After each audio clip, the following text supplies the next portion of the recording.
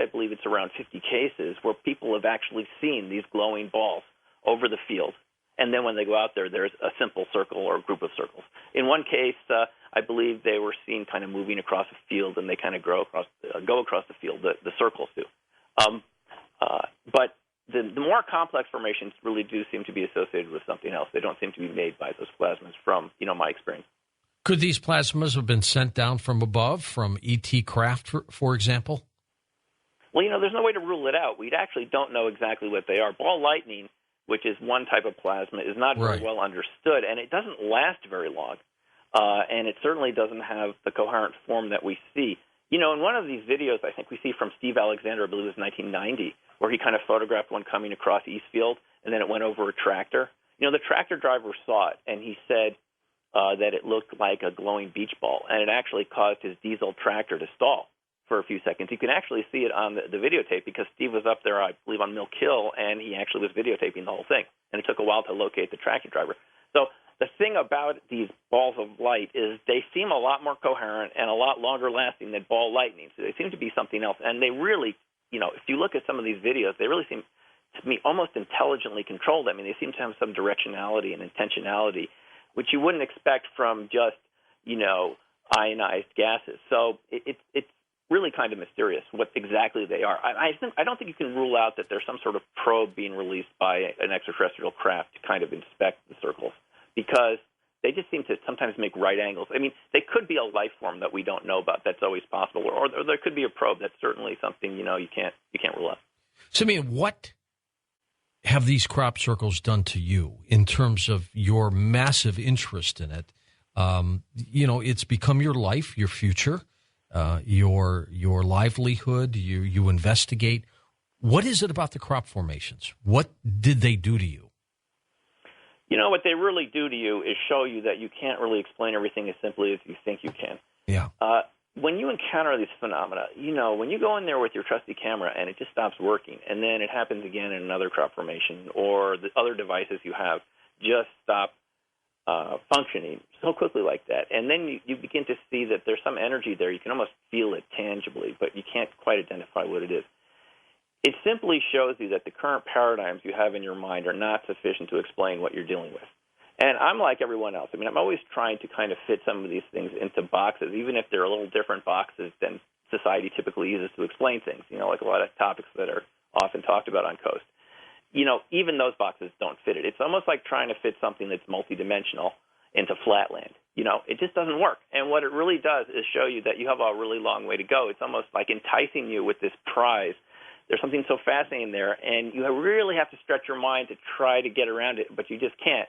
And so basically it humbles you, and it shows you there's just a lot we don't understand, and you really can't take anything for granted. It's just there's a lot of possibilities and a lot of aspects of nature and the way energy works and the way materials work that we simply are just learning about right now. And the possibilities are just very exciting because it suggests, George, that, you and I and other people, we could go out and make a shape and it would be energetically active in a way that we can't explain. That's really exciting. I mean, perhaps, if we can make crop formations that drain batteries, maybe we could make one that charges batteries. And we're interacting with something that's just very interesting. And it just keeps pulling, a lot of us that are in this field, it keeps pulling us back to keep going back there to kind of understand, what exactly is going on. And tell me about the sacred geometry that these crop circles seem to be revolving around.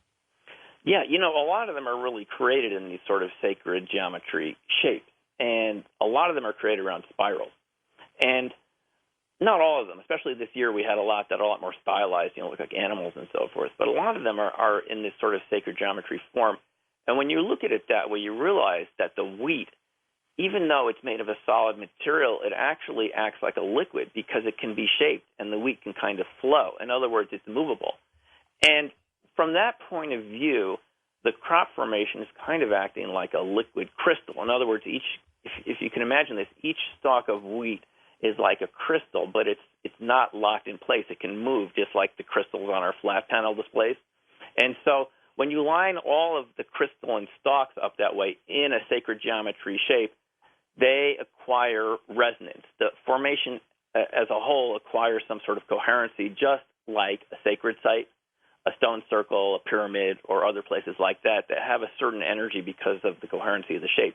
The crop circle by virtue of the precision of it and the symmetry, seems to have that crystalline component to it that makes it act like a sacred site. And I just want to point out to the Coast audience that I posted something, on the Crystal Blue Mind, which is linked from the Coast site. Okay. It's a channeling session we did with Mother Earth, Pepper Lewis channeling Mother Earth many years ago. And she was one of the first people to talk about crop circles acting like crystals. I just put it up because, the Coast audience is very open-minded and very kind of educated. Yep, absolutely. And I think they'll enjoy listening to that. She's the one, when we tried to say, what about the fakes, the imitations, she's the one who said they're all real, they all have energy, and there's a crystalline aspect to it, which she said, had a military application which was so powerful we wouldn't be allowed to understand it until about this year because there was a potential for abuse. And that's what kind of got us looking at it from the point of view of crystals. And having looked at it that way for about 10 years now, you can really see a lot of components of crop circles that they could act like liquid crystals and have a lot of the properties of crystals, which because I'm sure you played with crystal radios as a kid. Absolutely. Crystals can transform frequencies from one frequency to another. They create resonance. They move frequencies around in different ways, and that could be what the crop circles are doing. Maybe they're not generating energy, but taking light or other spectrums and electromagnetic frequencies and converting them in some way that we don't understand, like a crystal radio, and producing some result that we can't explain. So it's like a technology we don't understand yet. Simeon, what about the possibility that the crop formations are but a mere experiment, government experiments on, let's say, mind control or some ability to physically alter things with the mind? Possible? I haven't seen a lot of evidence that the government is involved with this.